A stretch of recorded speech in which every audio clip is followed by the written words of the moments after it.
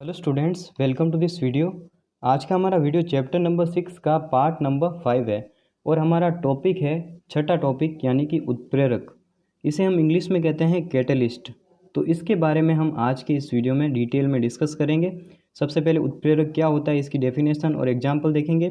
फिर हम उत्प्रेरक को विभाजित करेंगे कि किस किस प्रकार से इसको बांटा जा सकता है, और लास्ट में हम देखेंगे उत्प्रेरक में कौन कौन से गुण उपस्थित होते हैं। तो सबसे पहले हम देखते हैं कि उत्प्रेरक की परिभाषा क्या होती है। परिभाषा अनुसार वे पदार्थ जो रासायनिक अभिक्रिया के वेग को परिवर्तित कर देते हैं परंतु स्वयं अपरिवर्तित रहते हैं।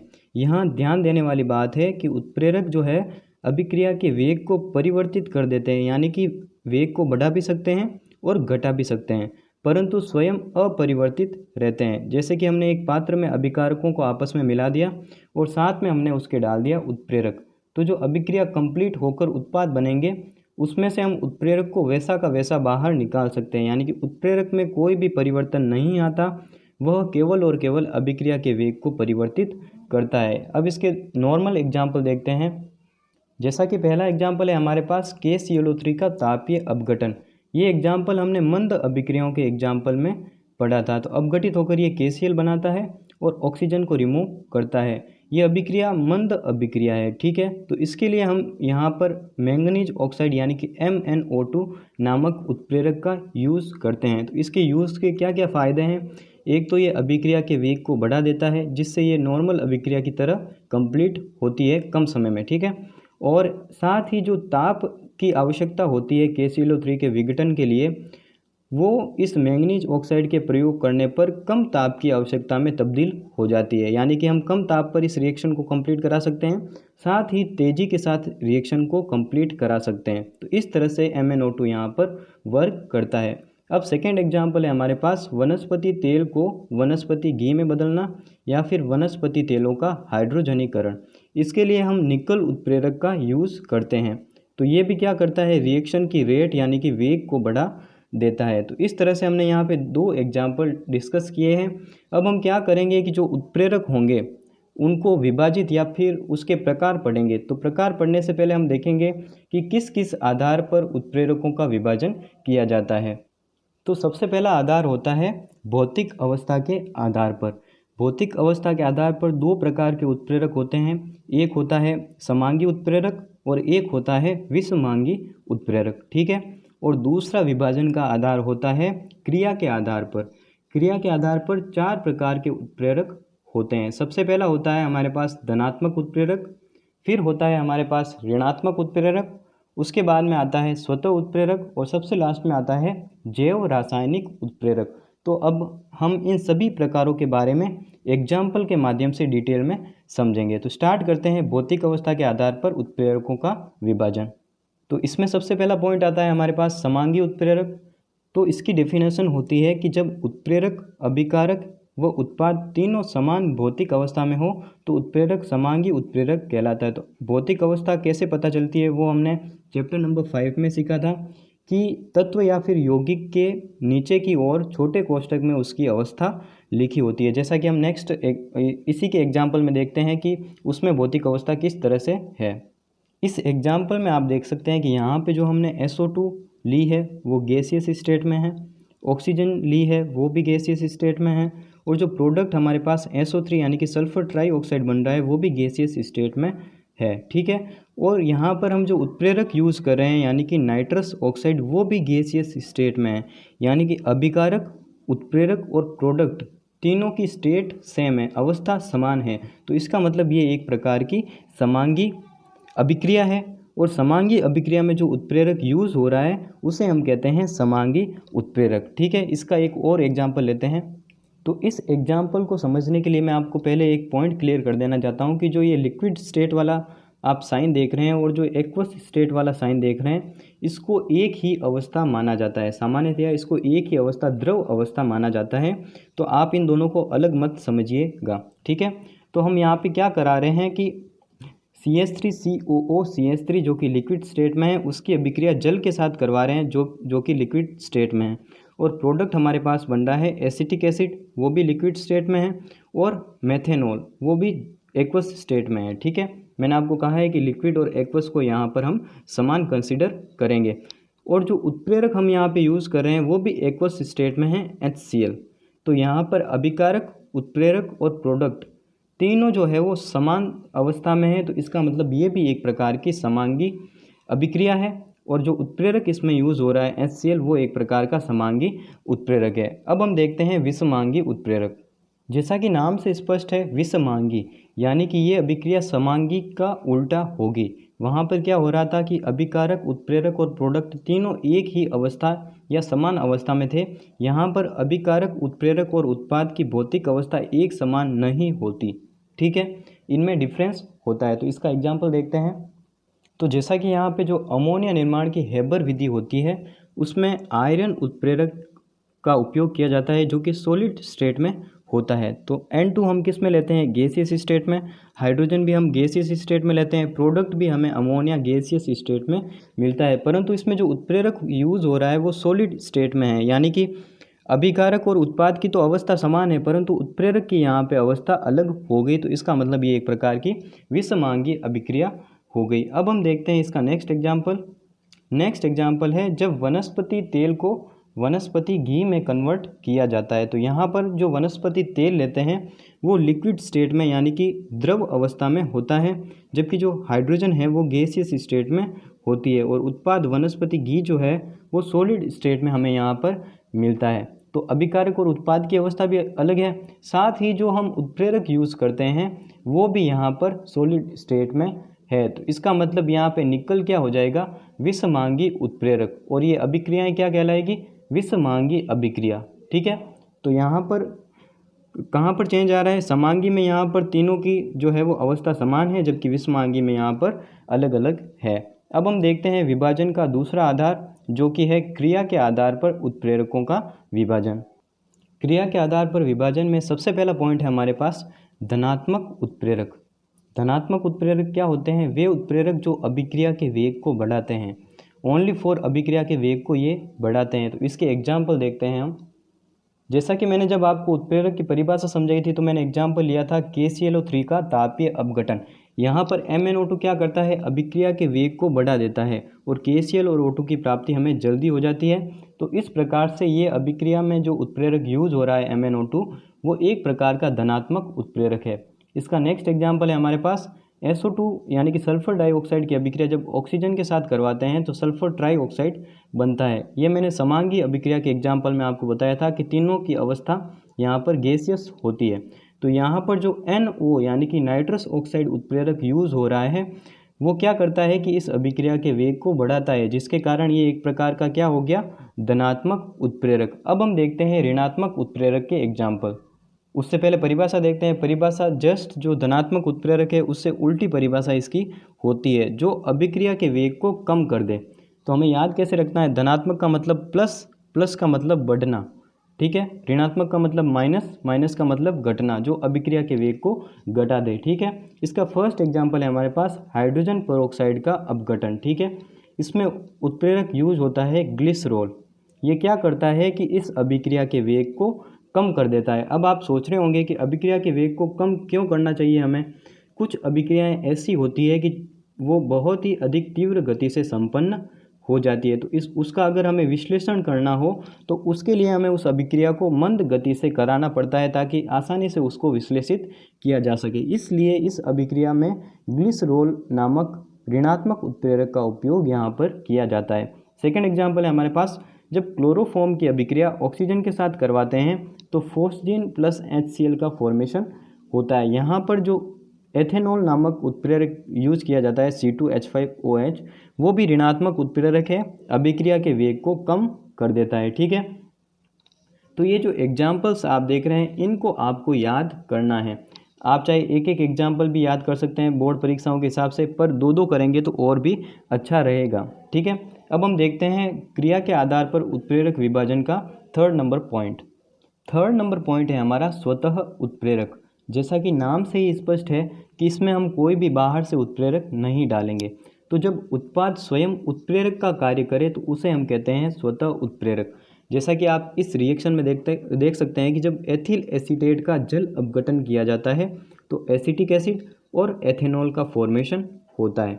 तो यहाँ पर हम क्या देखते हैं कि जब एथिल एसीटेट में जल को मिलाते हैं तो प्रारंभ में अभिक्रिया की गति बहुत ही ज़्यादा धीमी होती है, परंतु कुछ समय बाद जब एसिटिक अम्ल का निर्माण हो जाता है तो अभिक्रिया की गति अचानक से बढ़ने लगती है। क्यों बढ़ती है? क्योंकि यहाँ पे जो एसिटिक एसिड है वो धनात्मक उत्प्रेरक का कार्य करने लग जाता है। तो हमने कोई भी बाहर से उत्प्रेरक नहीं डाला, जो उत्पाद बना वो ही एक तरह से उत्प्रेरक का कार्य करने लगा। तो इस तरह से यहाँ पे जो एसिटिक एसिड है वो एक प्रकार का स्वतः उत्प्रेरक हो जाएगा। आपकी किताब में ये एक ही एग्जाम्पल दिया है। तो अब हम देखते हैं नेक्स्ट हमारा विभाजन का टाइप, जिसका नाम है जैव रासायनिक उत्प्रेरक। इसको हम जैव उत्प्रेरक भी कह सकते हैं।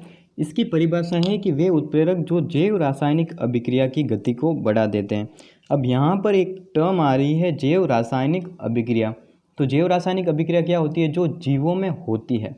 इसकी परफेक्ट परिभाषा अगर मैं कहूँ तो कोशिका के अंदर होने वाली अभिक्रियाओं को हम कहते हैं जैव रासायनिक अभिक्रिया। जो सेल होता है उसके अंदर जो अभिक्रियाएं संपन्न होती है उसे हम कहते हैं जैव रासायनिक अभिक्रिया। जैसा कि मैंने यहाँ पे 2 एग्जाम्पल्स लिए हैं। जब यूरिया का जल अपघटन या फिर जल से यूरिया की अभिक्रिया की जाती है तो अमोनिया और कार्बन मोनोऑक्साइड का निर्माण होता है। यहाँ पर यूरिएज नामक उत्प्रेरक का उपयोग किया जाता है, जिसे हम कहते हैं जैव उत्प्रेरक। ठीक है। उसी के साथ जो माल्टोज शर्करा होती है उसको ग्लूकोज में कन्वर्ट करने के लिए माल्टेज नामक उत्प्रेरक का उपयोग किया जाता है। इसे हम आसानी से याद रख सकते हैं। माल्टोज का परिवर्तन करना है तो माल्टेज यहाँ पर उत्प्रेरक हम काम में लेंगे और ग्लूकोज में हम इसको कन्वर्ट कर देंगे। तो इसमें हमें ये 2 एग्जाम्पल याद रखने हैं। परिभाषा हम समझ चुके हैं कि जो जैव रासायनिक अभिक्रिया की गति को बढ़ाते हैं उन्हें हम कहते हैं जैव उत्प्रेरक। ठीक है। तो एक बार हम इन सब का शॉर्ट में एक बार रिवीजन कर लेते हैं। तो पहला हमारा विभाजन का आधार था भौतिक अवस्था के आधार पर। भौतिक अवस्था के आधार पर हमने पढ़ा, एक तो था समांगी उत्प्रेरक, एक था विषमांगी उत्प्रेरक। समांगी उत्प्रेरक वे उत्प्रेरक हैं जिनमें मतलब अभिकारक और उत्पाद के समान भौतिक अवस्था उपस्थित होती है, यानी कि अभिकारक, उत्प्रेरक और उत्पाद तीनों की भौतिक अवस्था समान होती है। जबकि विषमांगी उत्प्रेरक वे होते हैं जो अभिक्रिया में अभिकारक, उत्पाद और उत्प्रेरक तीनों की भौतिक अवस्था एक समान नहीं होती। ठीक है। फिर आता है हमारा अगला विभाजन का आधार, वो है क्रिया के आधार पर। क्रिया के आधार पर सबसे पहला है हमारा धनात्मक उत्प्रेरक, यानी कि वे उत्प्रेरक जो अभिक्रिया की गति को बढ़ाते हैं। ठीक है। फिर आता है ऋणात्मक उत्प्रेरक, वे उत्प्रेरक जो अभिक्रिया की गति को कम करते हैं।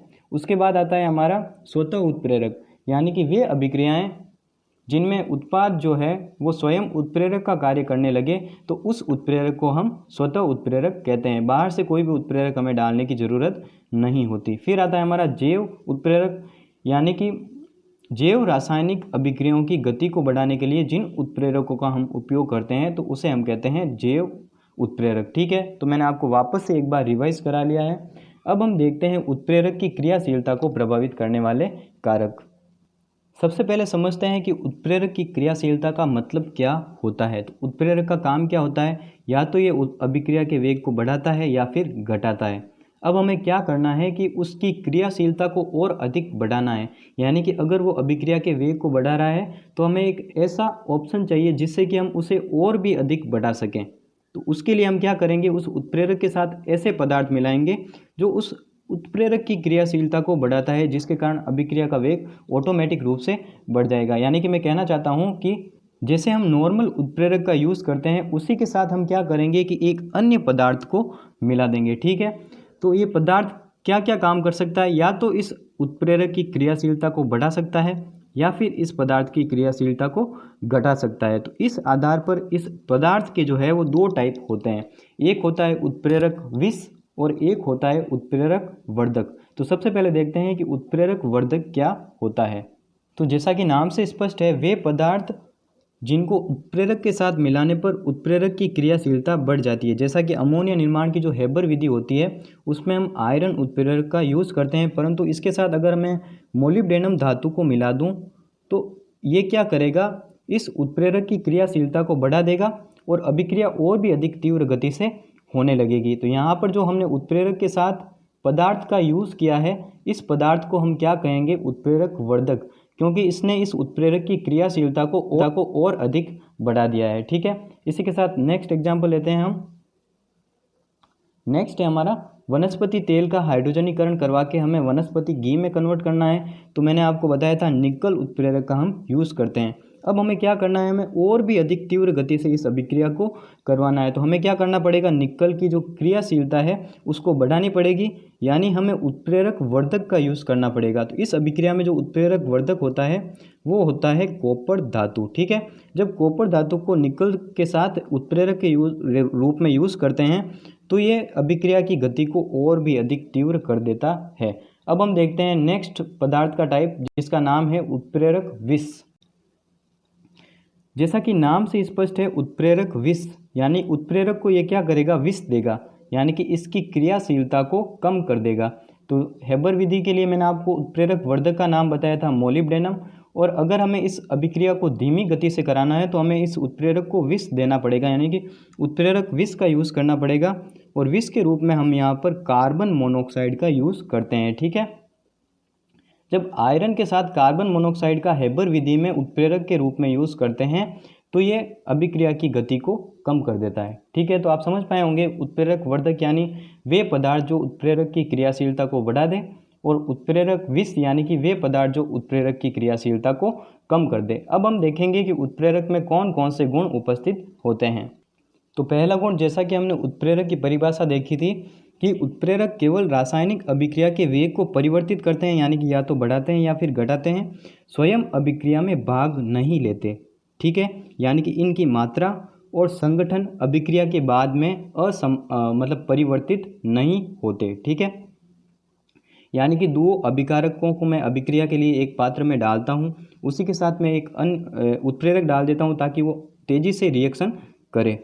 जब अभिक्रिया कंप्लीट होकर उत्पाद बनता है तो उसके साथ जो उत्प्रेरक हमें वापस मिलता है वो उसी अवस्था में और उसी मात्रा में हमें प्राप्त होता है, यानी कि उसका न तो सूत्र चेंज होता है न ही मात्रा चेंज होती है। ठीक है, तो पहला पॉइंट आप समझ चुके होंगे।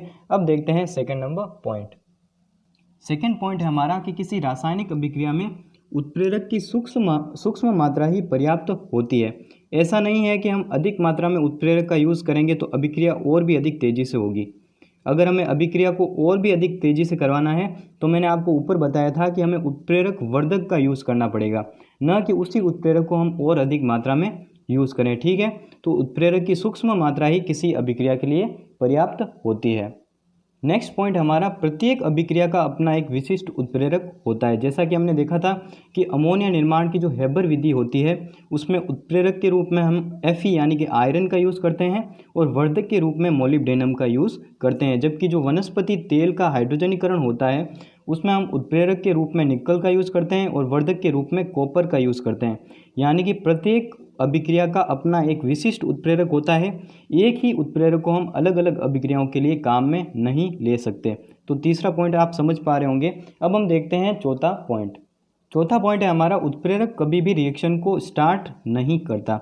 जब रिएक्शन स्टार्ट हो जाती है तो उसके बाद में उत्प्रेरक अपना प्रभाव दिखाना शुरू करता है और अभिक्रिया के वेग को बढ़ा देता है या फिर घटा देता है। तो चौथा पॉइंट है, उत्प्रेरक कभी भी अभिक्रिया को प्रारंभ नहीं करता, परंतु प्रारंभ होने के पश्चात उसके वेग में परिवर्तन करता है। नेक्स्ट पॉइंट सबसे इंपॉर्टेंट है। अभी तक हमने जो भी एग्जाम्पल्स देखे वो एक ही दिशा में चल रही अभिक्रिया के लिए थे। ठीक है, अगर आ गई हमारे पास उत्क्रमणीय अभिक्रिया, जैसा कि मैंने आपको अभिक्रियाओं के प्रकार में पढ़ाया था, उत्क्रमणीय अभिक्रिया जो दोनों दिशाओं में चलती है, और यहाँ पर आप एक साइन देख रहे होंगे, इस साइन का उपयोग उत्क्रमणीय अभिक्रिया के लिए किया जाता है। यानी कि हमें अभिकारक से उत्पाद भी मिलता है और उसी समय उत्पाद से अभिकारक भी मिलता है। तो उसमें अगर हम उत्प्रेरक को डाल दें तो कौन सी अभिक्रिया के वेग में उत्प्रेरक वृद्धि करेगा, इस पॉइंट को क्लियर करता है हमारा पांचवा पॉइंट। ठीक है, तो उत्क्रमणीय अभिक्रिया में उत्प्रेरक अग्र एवं पश्च दोनों अभिक्रियाओं के वेग को समान रूप से प्रभावित करता है। यानी कि ऐसा नहीं है कि केवल अग्र अभिक्रिया का वेग बढ़ा दिया, दोनों दिशाओं की जो अभिक्रिया है उनको समान रूप से वेग में उनके परिवर्तन करता है। लास्ट पॉइंट हमारा कि उत्प्रेरक की क्रियाशीलता होती है वो ताप पर निर्भर करती है। किसी भी उत्प्रेरक के लिए एक विशिष्ट ताप होता है जिस पर वो उच्चतम क्रियाशीलता प्रदर्शित करता है। अपना अपना इंडिविजुअल टेम्परेचर होता है जिस पर वे उच्चतम क्रियाशीलता प्रदर्शित करते हैं, जिससे अधिक और कम होने पर उनकी क्रियाशीलता घटने लगती है। यानी कि ताप के अनुसार उत्प्रेरक की क्रियाशीलता में परिवर्तन होता है। तो आज के इस वीडियो में हमने उत्प्रेरक के बारे में पढ़ा, फिर हमने उसका विभाजन किया और लास्ट में हमने पढ़े उत्प्रेरक के गुण। तो इसी के साथ हमारा जो छठा चैप्टर है वो कंप्लीट होता है। नेक्स्ट वीडियो में हम इस चैप्टर के क्वेश्चन आंसर देखेंगे। इससे पहले अगर आपने 4 पार्ट्स नहीं देखे हैं तो वो देखिए, और जो चैप्टर नंबर 5 है उसको भी आप देख सकते हैं, उसके क्वेश्चन आंसर का वीडियो भी अपलोड हो चुका है, तो उसको भी देखें और इसके बचे हुए पार्ट्स को भी देखें। मिलते हैं नेक्स्ट वीडियो में क्वेश्चन आंसर के साथ।